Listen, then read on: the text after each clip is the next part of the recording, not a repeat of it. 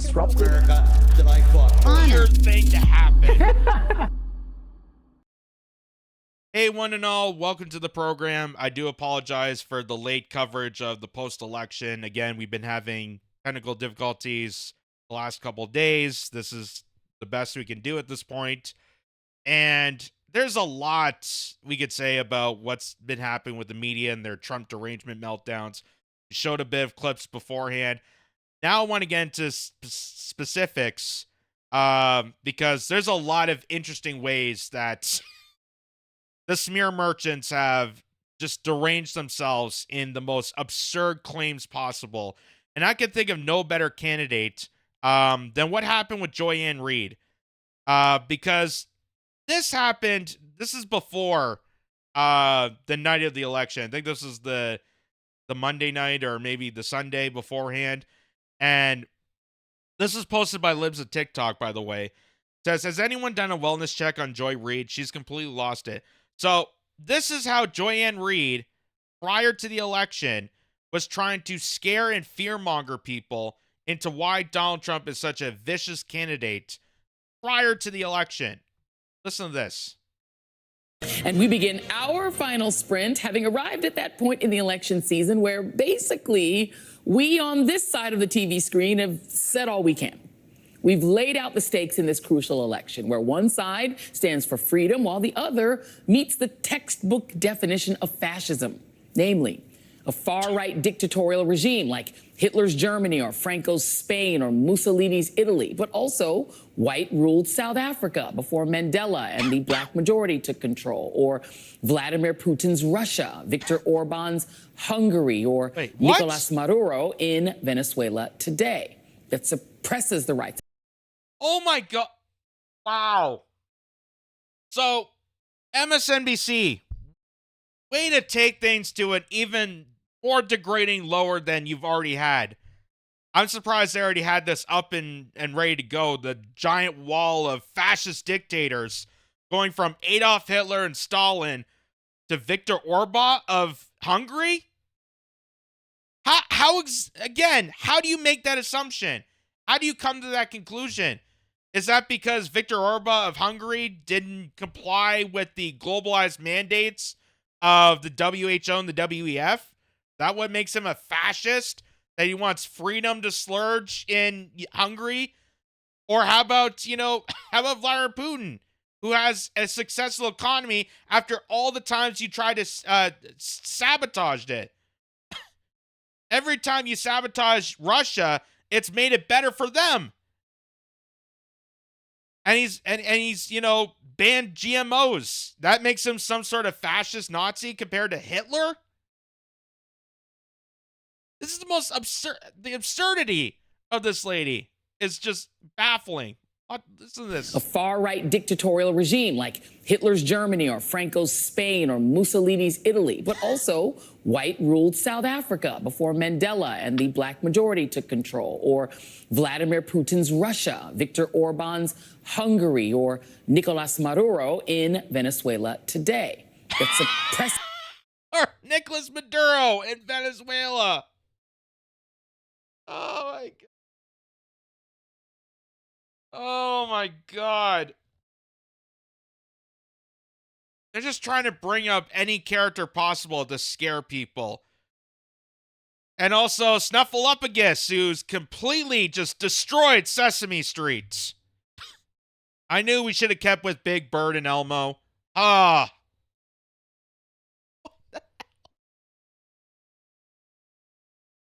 This is a news network. This is a so-called news network.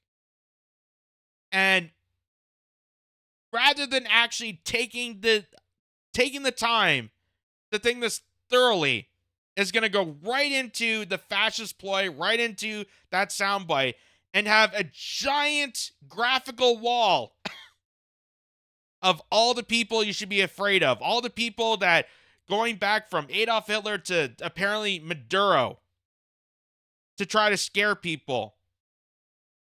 Do you honestly think people are just that brainwashed? Obviously, people that are constant viewers of MSNBC and think of it as a news network, they're going to believe it. But the average person that has read history, the average person that's able to look at their phone and see what's going on in the world, think they're going to buy this?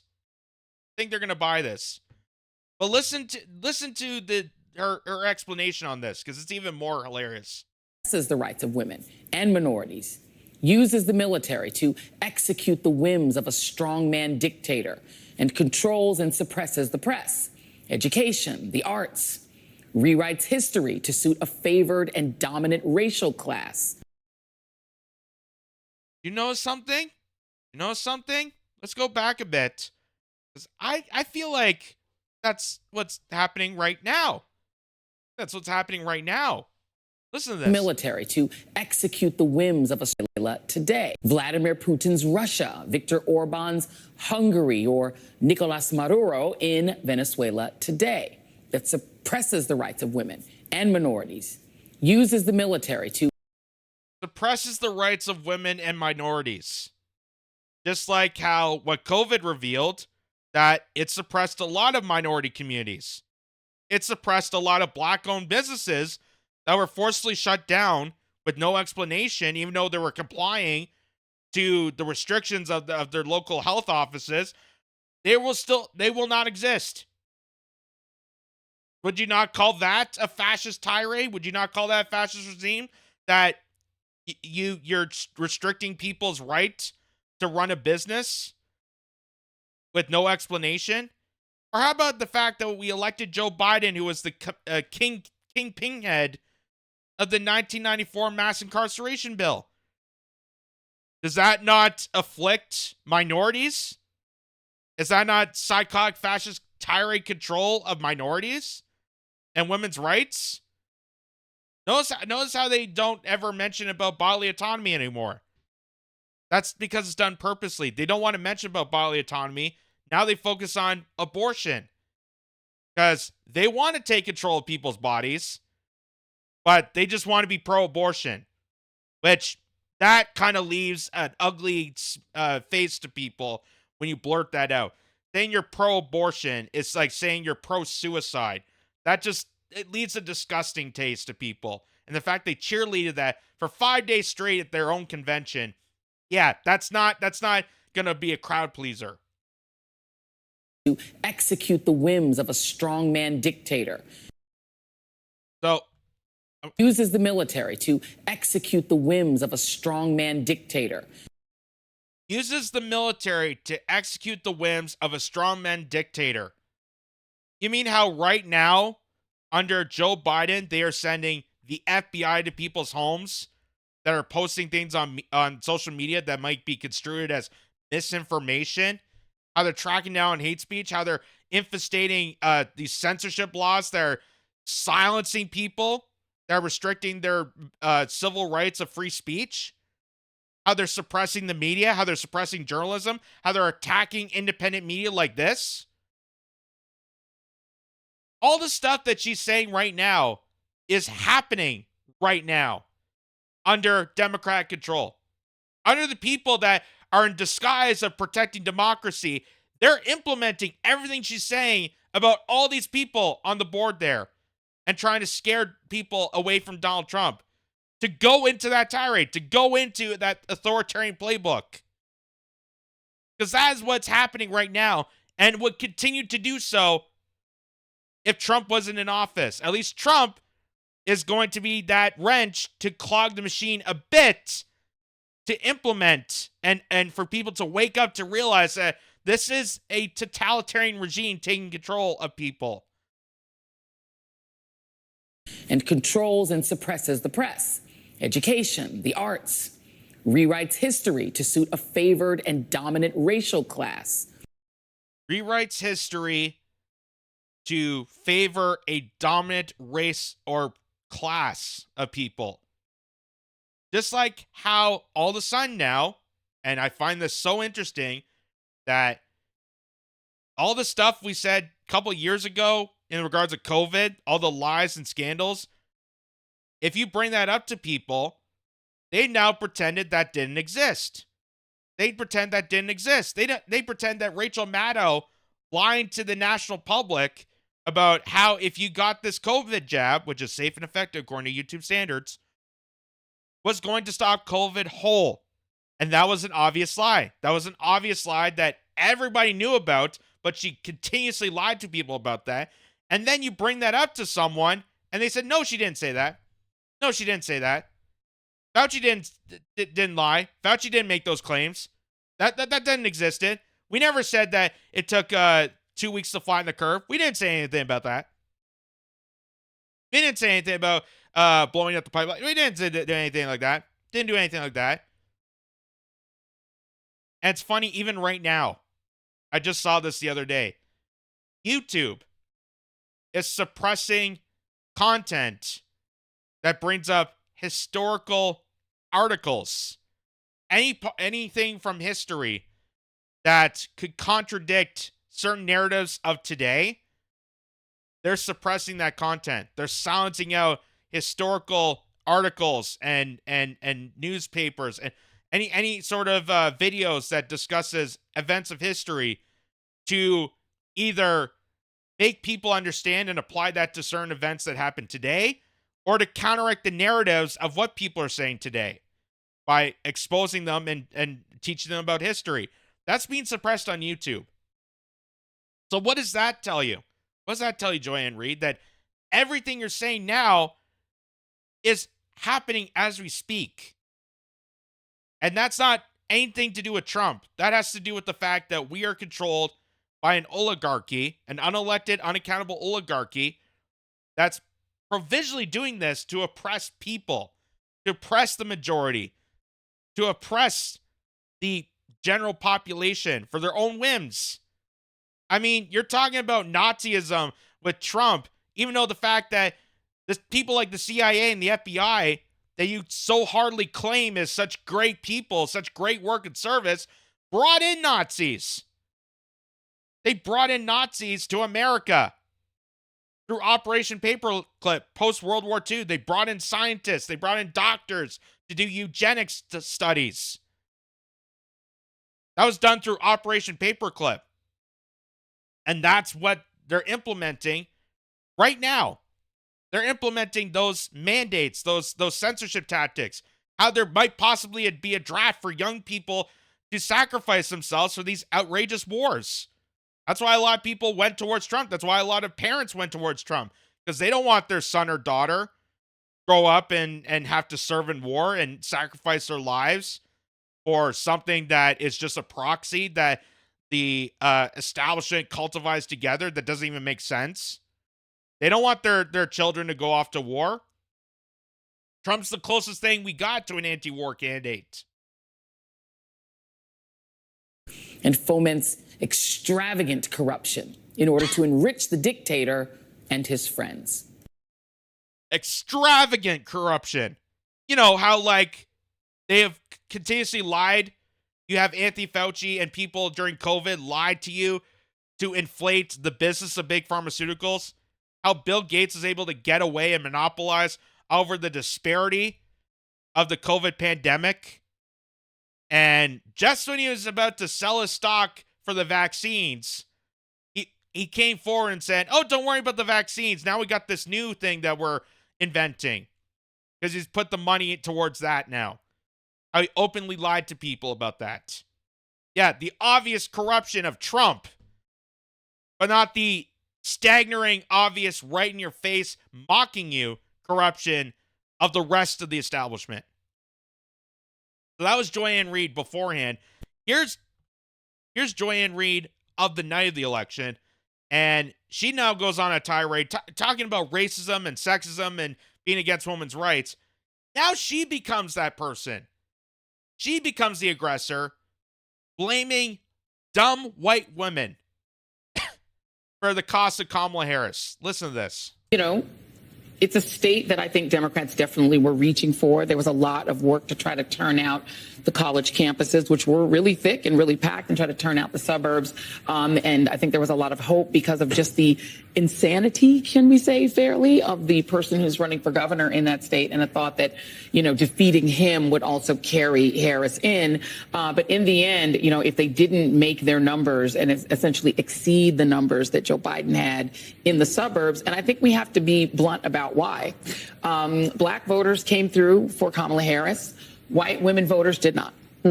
That is what it appears happened in that state, is that if you can't flip enough white women, and we've talked about this on this set numerous times, is that you have a state where you've got a 6-week abortion or a 12-week abortion. I think theirs might be 12 weeks. Yep. But it's a state where women lost their reproductive rights, where there was a very heavy push to get women to focus on not putting in place, re-electing, putting back into the White House the person who was responsible for taking those rights away and restoring them. But that message obviously was not enough to get enough white women to vote for Vice President Harris, a fellow woman. This will be the second opportunity that white women in this country have to change the way that they interact with the patriarchy. And, God bless Shannon Watts, who has tried to have that conversation.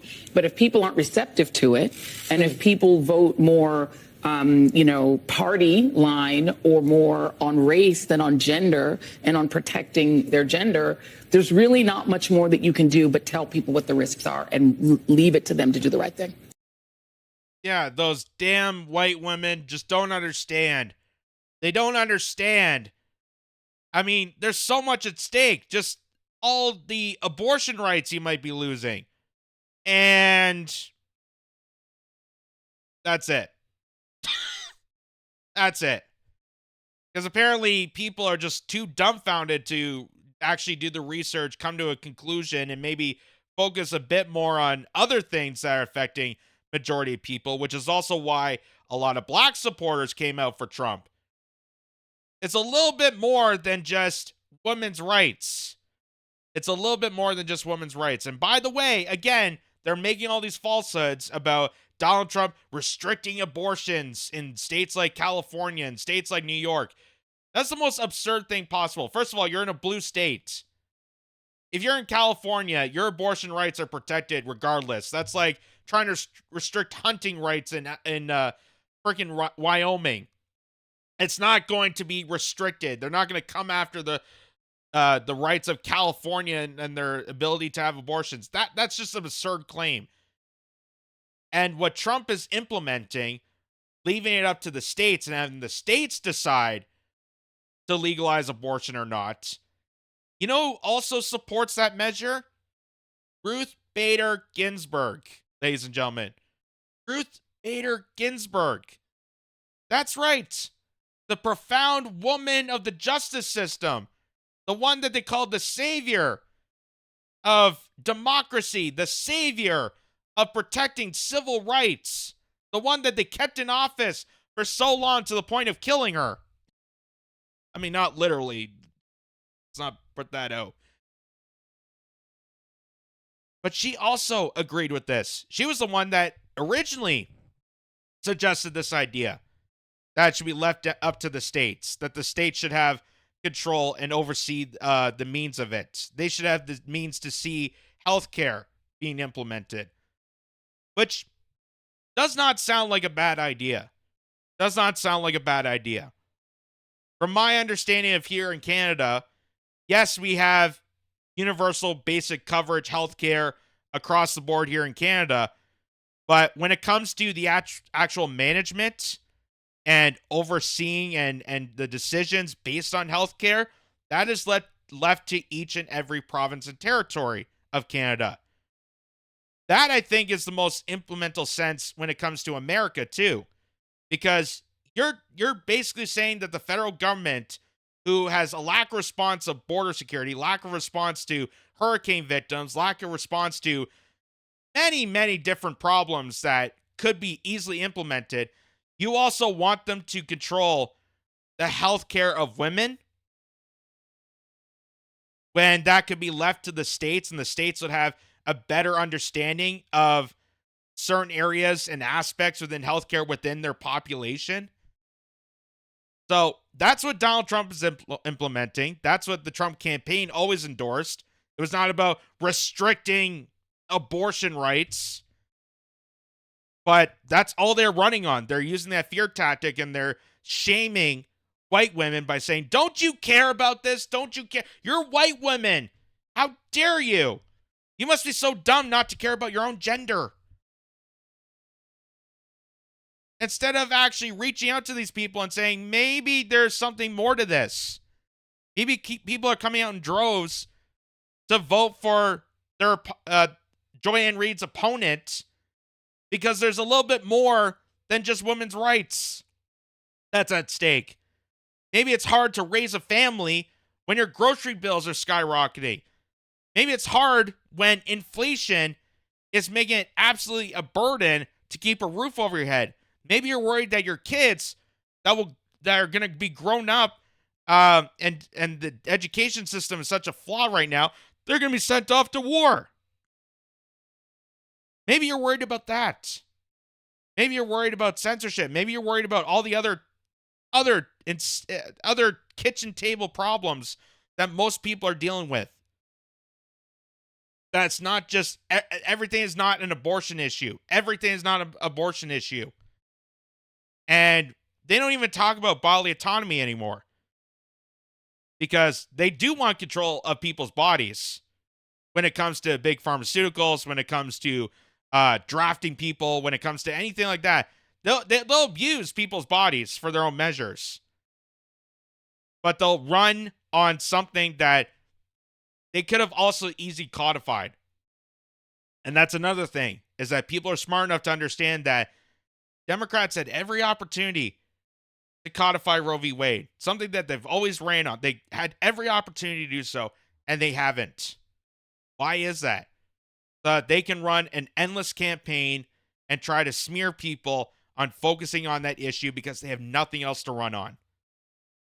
That's why you get people like Joy-Ann Reid going in hysterical fits like a mental case, shaming people and saying, you're voting for Hitler, you're voting for Viktor Orban, you're voting for the worst people imaginable. How dare you? You're just so dumb. Instead of understanding why people vote the way they do. Which is kind of the basic bare minimum you would think of a journalist.